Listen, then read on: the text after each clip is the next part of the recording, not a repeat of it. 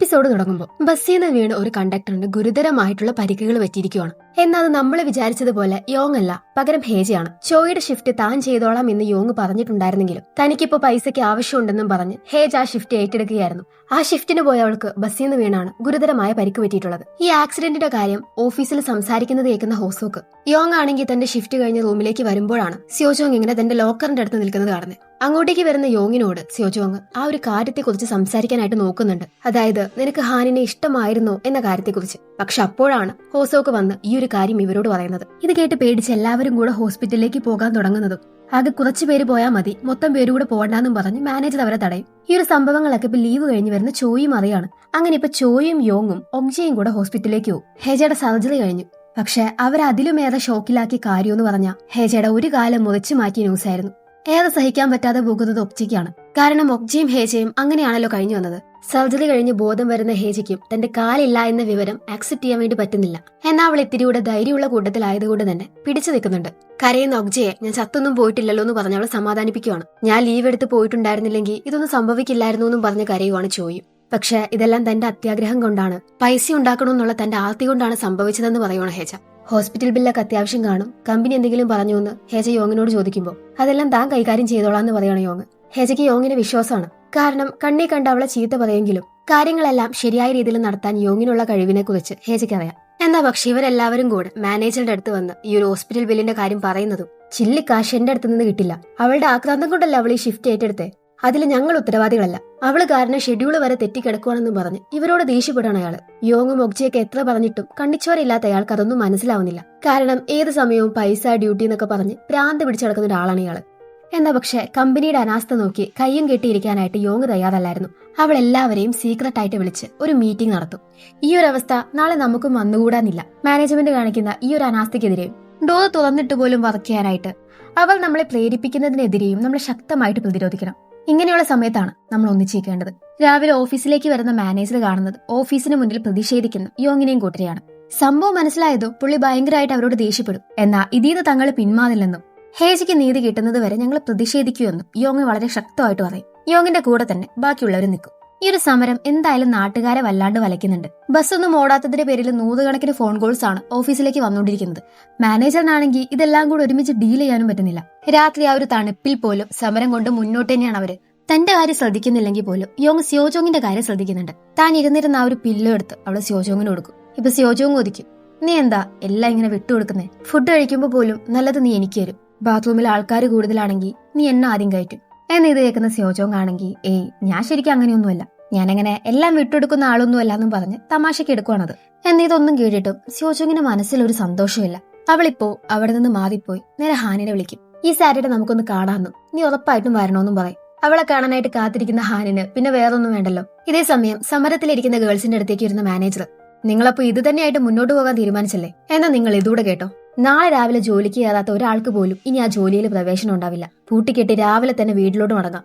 അയാളത് പറഞ്ഞിട്ട് പോകുന്നതും കുറച്ചുപേരുടെ മനസ്സ് മാറുവാണ്. തങ്ങൾക്ക് ഈ ജോലി ഇല്ലാതെ പറ്റില്ല, ഇത് തങ്ങൾക്ക് വളരെ ഇമ്പോർട്ടന്റ് ആണെന്ന് പറഞ്ഞു.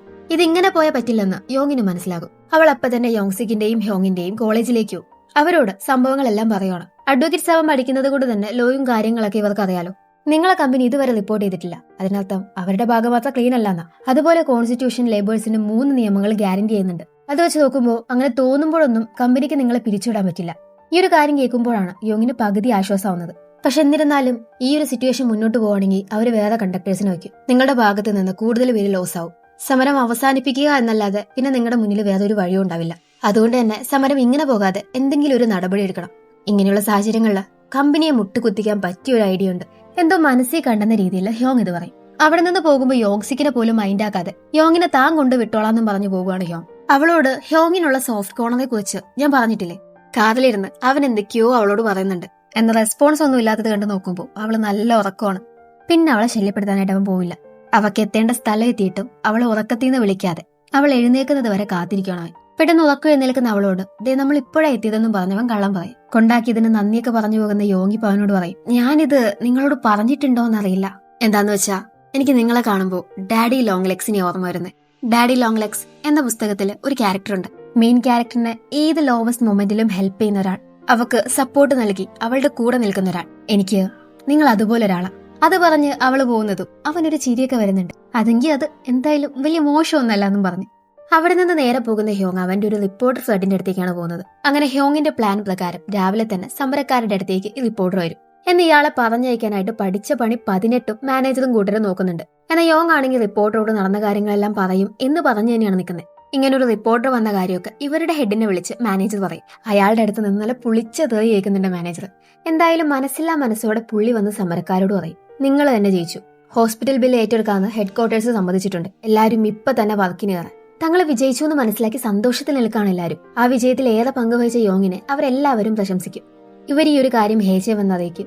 അവൾക്ക് ഒരുപാട് സന്തോഷമാവും. യോങ്ങിനോട് അവൾ മനസ്സറിഞ്ഞ് നന്ദി പറയും. അതുപോലെ ഇവരോടെല്ലാം ഇവളെ ചെയ്തു കൂട്ടിയതിന് അവളിപ്പോ ഒരുപാട് റിഗ്രേറ്റ് ചെയ്യുന്നുണ്ട്. ഈ സമയം ഇപ്പൊ ഒബ്ജ ഹേജിയോട് പറയും, നമ്മുടെ ഡ്രൈവർ ജോങ്സിക്ക് സ്ഥലം മാറി പോകുന്നെന്ന് കേട്ടെ, അവിടെ പോയി ഇനി ആരുടെ പിറകെ പോകുന്നതെന്ന് അറിഞ്ഞൂടാന്നൊക്കെ പറഞ്ഞ് നിൽക്കുമ്പോൾ ജോങ്സിക്ക് സ്ഥലം മാറി പോകുന്ന വിവരം കേട്ട് ചോയ് ഒന്ന് ഷോക്ക് ആവുന്നുണ്ട്. ചോയ് അവിടെ നിന്ന് നേരെ ജോങ്സിക്കിനെ കാണാനായിട്ട് പോകും. സംഭവം ഈ ഒരു ചെറിയ സമയം കൊണ്ട് തന്നെ ചോയും ജോങ്സിക്കും തമ്മിൽ ഒരു റിലേഷൻ ആയിട്ടുണ്ടായിരുന്നു. ജോങ്സിക്ക് എങ്ങനെയുള്ള ആളാണെന്ന് അറിഞ്ഞിട്ട് പോലും തന്റെ ഇമോഷൻസ് കൺട്രോൾ ചെയ്യാനായിട്ട് ചോയ്ക്ക് പറ്റിയിട്ടുണ്ടായിരുന്നില്ല. നിങ്ങൾ പോയാ പിന്നെ ഞാൻ എങ്ങനെയാ കാണുന്നേ, നിങ്ങൾ എന്നെ മറക്കില്ലേ എന്നൊക്കെ ചോദിക്കുമ്പോൾ ഞാൻ പോയാലും നമുക്ക് കാണാലോ എന്നൊക്കെ പറഞ്ഞിരിക്കുകയാണ് അയാള്.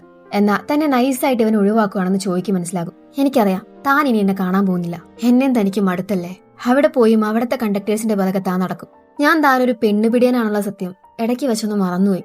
നോക്ക്, അവസാനമായിട്ട് ഞാൻ തനിക്കൊരു ഉപദേശം തരാം.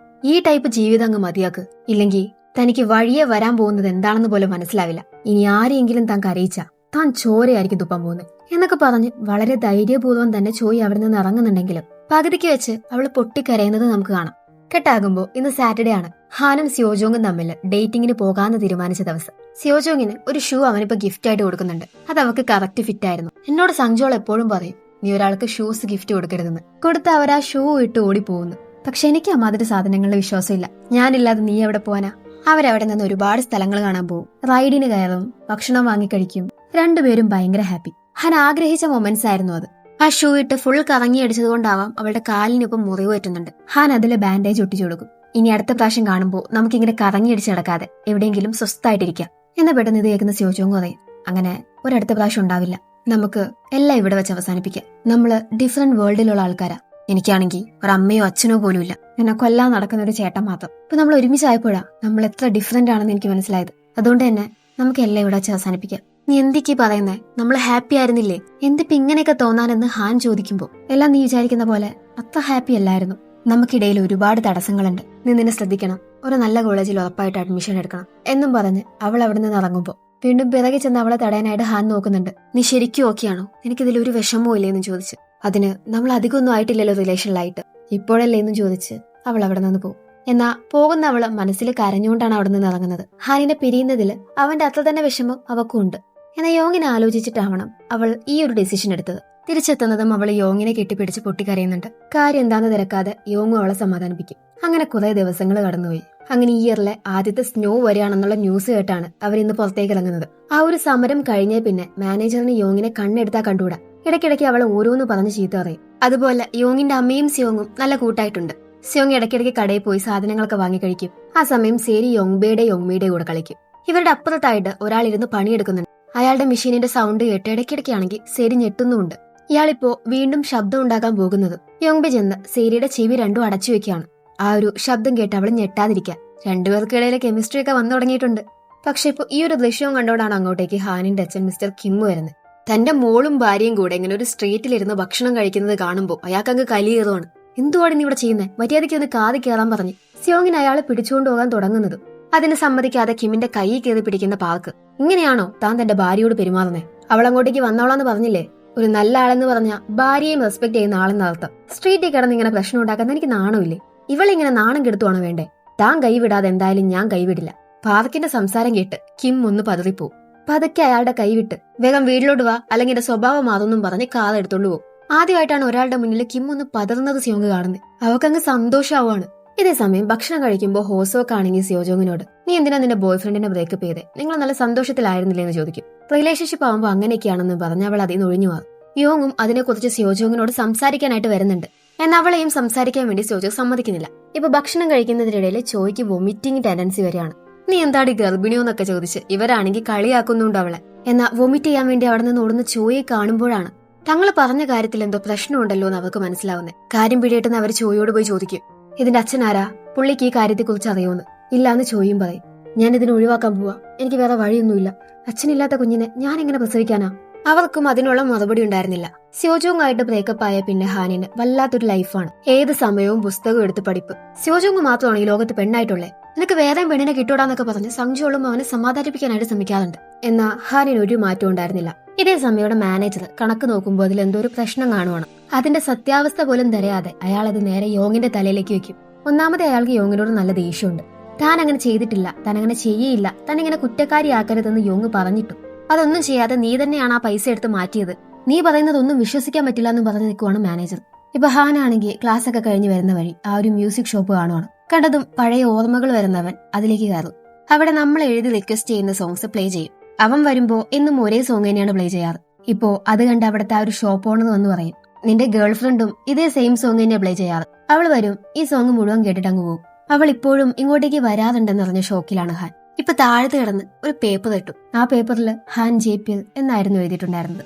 സ്യോജുങ് ഇവിടെ വന്ന് സോങ് റിക്വസ്റ്റ് ചെയ്യുന്ന സമയം വെറുതെ അവിടെ ഇരുന്ന പേപ്പറിൽ എഴുതിയതാണ്. ഇത് കാണുന്നതും അവൻ അവിടെ നിന്ന് ഇറങ്ങി അവളുടെ അടുത്തേക്ക് ഓടും. സ്യോജുങ് ആണെങ്കിൽ ഷോപ്പിൽ നിന്ന് വന്ന് റൂമിലേക്ക് കയറുമ്പോൾ അവിടെയാണെങ്കിൽ യോങ് ഇല്ല. കാര്യം തിരക്കുമ്പോൾ അവളിങ്ങനെ മാനേജറിന്റെ റൂമിലോട്ട് പോയിട്ട് കുറെ നേരമായി ഇതുവരെ വന്നിട്ടില്ല എന്ന കാര്യം അറിയും. മാനേജർ ആണെങ്കിൽ യോങ്ങിനെ വല്ലാണ്ട് വഴക്കു പറയാണ്. നീ ആരാന്ന് നിന്റെ വിചാരം, കമ്പനി അങ്ങ് ഏറ്റെടുക്കാന്ന് നീ വിചാരിച്ചോ? എവിടെയാ പൈസ എന്നും പറഞ്ഞ് അവളെ സെർച്ച് ചെയ്യാനായിട്ട് തുടങ്ങുമ്പോൾ അവൾ അയാളെ പെട്ടെന്ന് തള്ളി മാറ്റും. എന്നാ ഒരു ദേഷ്യത്തില് അയാള് പിന്നെ അവളെ ഉപദ്രവിക്കാനായിട്ട് ശ്രമിക്കും. ഒന്നും ചെയ്യാൻ പറ്റാതെ പോവാണ് യോങ്ങിന്. എന്നെ പെട്ടെന്ന് ഇപ്പോ ആരോ മാനേജറിനെ പിറകിന്ന് കുത്തി വീഴ്ത്തും. അത് സ്യോജോങ് ആയിരുന്നു. മാനേജർ ബോധം പോയി താഴെയും കിടക്കും. പെട്ടെന്ന് യോങ്ങിനെ രക്ഷിക്കാൻ വേണ്ടി ചെയ്തു പോയതാണ്. യോങ് സ്യോജോങ്ങിനെ വിളിച്ചോണ്ട് പുറത്തേക്ക് ഓടി വരും. അവളോട് എങ്ങോട്ടെങ്കിലും ഓടി പൊക്കോളാനായിട്ട് പറയുമ്പോൾ അയാൾ മരിച്ചെങ്ങാനും പോകുമെന്നുള്ളതാണ് സ്യോജോങ്ങിന്റെ പേടി. ആളുകൾ അങ്ങനെ പെട്ടെന്നൊന്നും മരിക്കില്ല, എല്ലാം നീ എനിക്ക് വിട്ടേക്ക്, നീ ഇവിടെ നിന്ന് എങ്ങോട്ടെങ്കിലും ഓടി രക്ഷപ്പെട്, എന്റെ ലൈഫ് അല്ലെങ്കിലേ പോയി കിടക്കുക, ഇത് ഞാൻ തന്നെ ഹാൻഡിൽ ചെയ്തോളാം, എനിക്ക് കുഴപ്പമൊന്നുമില്ല എന്ന് പറയുന്ന സ്യോജോങ്ങിനോട്, ഇല്ല സ്യോജോങ്, നീ ഇപ്പൊ എങ്ങോട്ടെങ്കിലും ഓടിപ്പോ, നിനക്ക് പറ്റുന്ന അത്രയും ദൂരം പോ, ആരെയും കാണാതെ കഴിയെന്നും പറഞ്ഞ് അവളെ അവിടെ നിന്ന് രക്ഷിച്ച് പറഞ്ഞുവിടാണ്. മനസ്സില്ലാ മനസ്സോടെയാണെങ്കിലും അവൾ അവിടെ നിന്ന് ഓടിപ്പോവും. സ്യോജോങ് ഓടിപ്പോയതിനു ശേഷമായിരുന്നു ഹാൻ അങ്ങോട്ടേക്ക് ഓടിയെത്തിയത്. ഹാൻ നോക്കുമ്പോ കാണുന്നത് നിലതിരുന്ന് കരയുന്ന യോങ്ങിനെയാണ്. അടുത്തു ചെന്ന് അവൻ കാര്യം ചോദിക്കുമ്പോ സ്യോജോങ് എന്നും പറഞ്ഞ് കരയുവാണ് അവള്. മറ്റൊന്നും പറയാൻ അവൾക്കും കഴിയുന്നുണ്ടായിരുന്നില്ല. അങ്ങനെ അവിടെ വെച്ച് ബ്ലാക്ക് ഔട്ട് ആവുമ്പോ ഇപ്പോ 7 കൊല്ലങ്ങൾക്ക് ശേഷം ഒരുപാട് മാറ്റങ്ങളാണ് ഈ ഒരു 7 കൊല്ലം കൊണ്ടുണ്ടായിട്ടുള്ളത്. അതുപോലെ നമ്മുടെ യോഗും ആളാകെ മാറി. ബസ്സിലെ കണ്ടക്ടേഴ്സിനെല്ലാം ഒഴിവാക്കി. ഇപ്പൊ ഫുൾ ഓട്ടോമേറ്റഡ് ആണ്. ഒരു സലൂണിൽ ഹെയർ ഡിസൈനർ ആയിട്ടാണ് അവൾ വർക്ക് ചെയ്യുന്നത്. ചോയും അവിടെ തന്നെയുണ്ട്. വർക്കൊക്കെ കഴിഞ്ഞിറങ്ങുന്ന അവളോട് അവിടുത്തെ ഒരു സ്റ്റാഫ് പറയും, നിന്റെ ബോയ്ഫ്രണ്ട് എത്തിയിട്ടുണ്ട്. ഈ സമയം ഒരാളെ സലൂണിലോട്ട് കയറി വരുന്നതായിട്ട് കാണിക്കുന്നുണ്ട്. അത് ഹാൻ ആയിരുന്നു. എന്തായാലും ഈ 7 കൊല്ലം കൊണ്ട് എന്തൊക്കെയോ സംഭവിച്ചിട്ടുണ്ട്. എന്തൊക്കെയാണെന്ന് വരുന്ന എപ്പിസോഡുകളായിട്ട് കാണാം.